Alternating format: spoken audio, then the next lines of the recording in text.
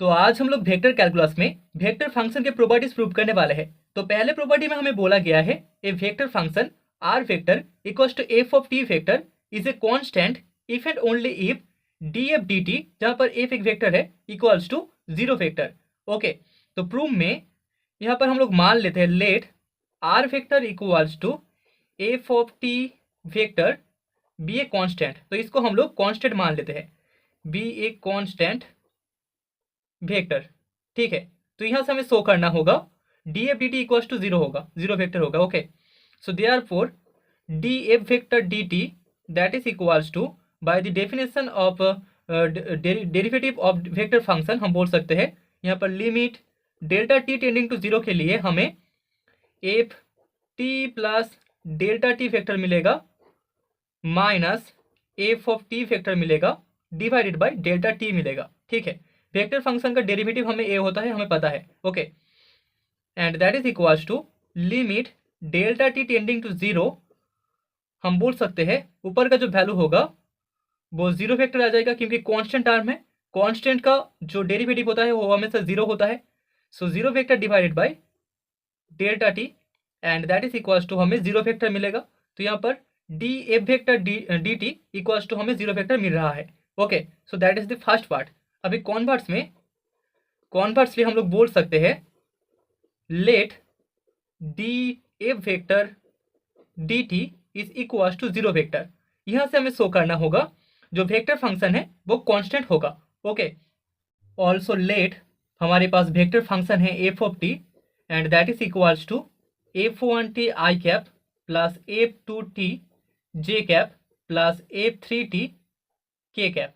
ठीक है, so therefore यहाँ पर d f d t that is equals to हमें d f one d t i cap plus d f two d t j cap plus d f three d t k cap मिलेगा। Okay, so therefore d f d T equals to zero imply करेगा, d f d T equals to zero imply करेगा d f one d t is equals to zero, d f two d t is equals to zero, d f three d t is equals to zero. ठीक है, so this imply हम बोल सकते हैं यहाँ पर f one equals to एक constant c one होगा, एफ टू इक्वल्स टू हमें कॉन्स्टेंट सी टू मिलेगा and f three equals to constant c three मिलेगा। ठीक है, क्योंकि कॉन्स्टेंट का ही डेरिवेटिव इक्वल्स टू जीरो होता है। तो यहाँ पर f one f two f three तीनों का डेरिवेटिव क्योंकि जीरो है तो तीनों का वैल्यू इक्वल्स टू कॉन्स्टेंट होगा। सो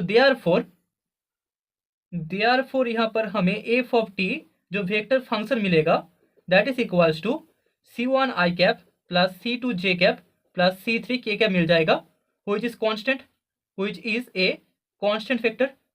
ओके, कांस्टेंट वेक्टर तो हमने शो कर दिया।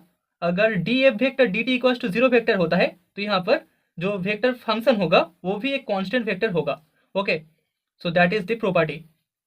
तो अभी सेकेंड प्रॉपर्टी में हमें शो करना होगा a vector function r vector equals to f of T vector have constant magnitude if and only if f vector dot D F vector D t is equals to zero.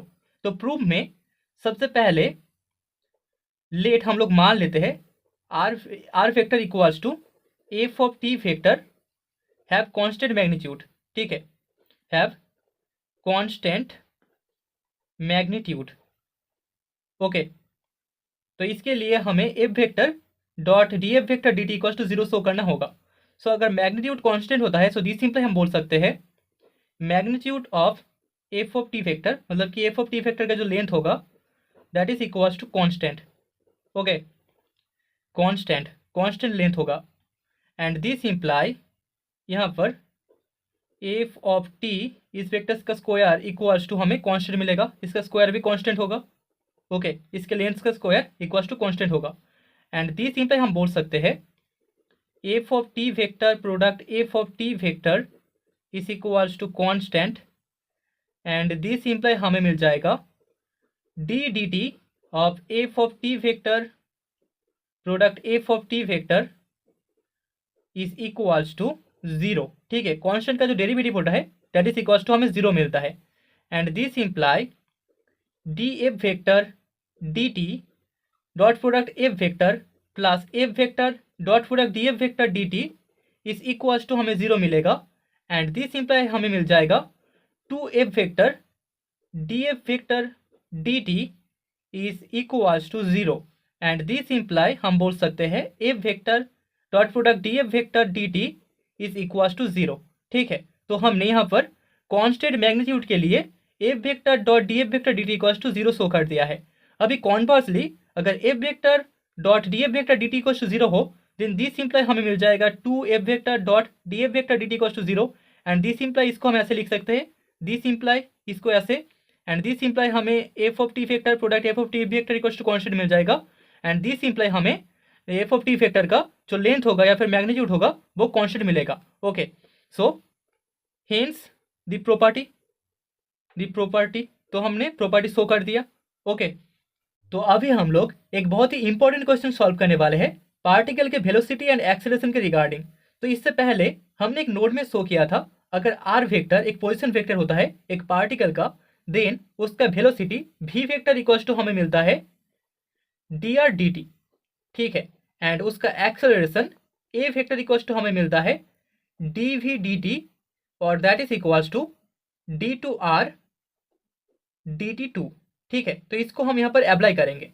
तो solution के लिए पहले हमें question में given है एक particle move करता है एक कार्व के regarding X equals to 2t square Y equals to T square minus 4t Z equals to 3t minus 5। ठीक है, तो यहाँ से हमें वेलोसिटी एंड एक्सेलरेशन फाइंड करना होगा at t equals to 1।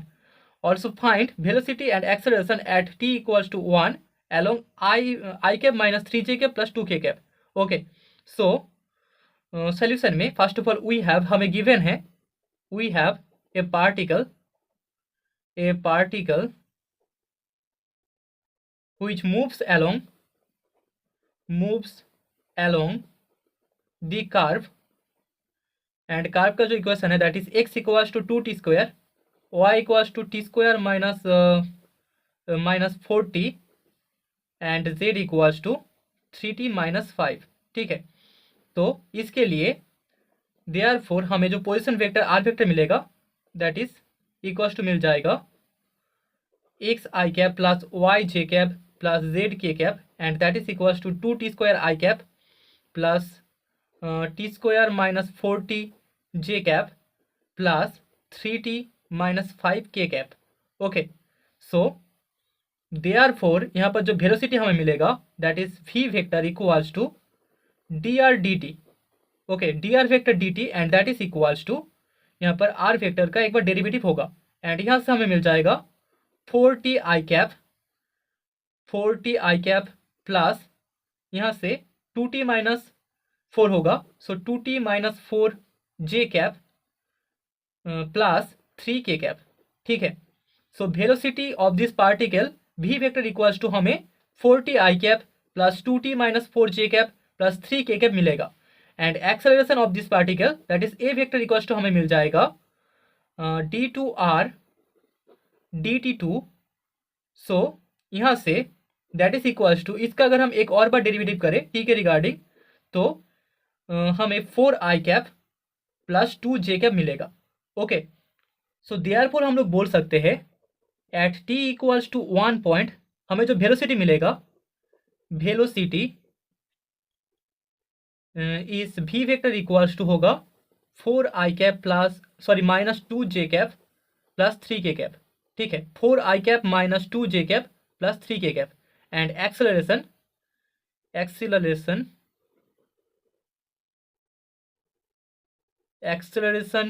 A cap A vector equals to हमें मिल जाएगा 4 I cap plus 2 J cap. Okay, अभी क्वेश्चन के सेकेंड पार्ट में हमें t इक्वल्स टू 1 पॉइंट में I cap minus 3j cap plus 2k cap के regarding along हमें फाइंड करना है वेलोसिटी एंड एक्सेलरेशन। ठीक है, तो सेकेंड पार्ट यहाँ पर हम लोग बोल सकते हैं unit vector along I cap minus 3j cap plus 2k cap is 1/√14 I cap minus 3j cap plus 2k cap. ठीक है, यहाँ पर जो यूनिट वेक्टर होगा उसके लिए हमें 1 डिवाइडेड बाय तीनों का तीनों का जो स्क्वायर है उसको ऐड करना होगा। Okay, so 1 square plus 3 square plus 2 square that is equals to 1/14 होगा, √14। तो इसको यहाँ पर मल्टीप्लाई होगा इस वेक्टर के साथ। ओके, सो हम बोल सकते हैं velocity along I cap minus 3j cap plus 2k cap is 4 I cap minus 2j cap plus 3k cap product 1/√14 I cap minus 3j cap plus 2k cap। Okay, and that is equals to हमें मिल जाएगा 1/√14 4 into 1 मतलब कि 4 होगा, -2 product -3 मतलब कि +6 हमें मिल जाएगा, 3 +3 प्रोडक्ट +2 मतलब कि हमें +6 ही मिलेगा। So that is equals to 16 divided by √14 होगा, and that is equals to हम लिख सकते हैं 8√14 divided by 7। Okay, so that is the result. तो यहाँ पर वेलोसिटी होगा इस वेक्टर के रिगार्डिंग 8√14 डिवाइडेड बाई 7। ओके, अभी सिमिलरली हम बोल सकते हैं acceleration along I cap minus 3j cap plus 2k cap is हमें मिल जाएगा 4 I cap plus 2j cap product 1/√14 I cap minus 3j cap plus 2k cap, and that is equals to 1/√14 4 I cap मतलब कि +4 होगा, and यहाँ पर +2 product -3 मतलब कि यहाँ से हमें -6 मिलेगा। Okay, so that is equals to -2 divided by √14, and that is equals to हम लिख सकते हैं -√14 डिवाइडेड बाई 7। ओके, तो k इक्वल्स टू 1 पॉइंट पे इस वेक्टर के रिगार्डिंग हमें जो एक्सेलरेशन मिलेगा that is equals to -√14 divided by 7। Okay,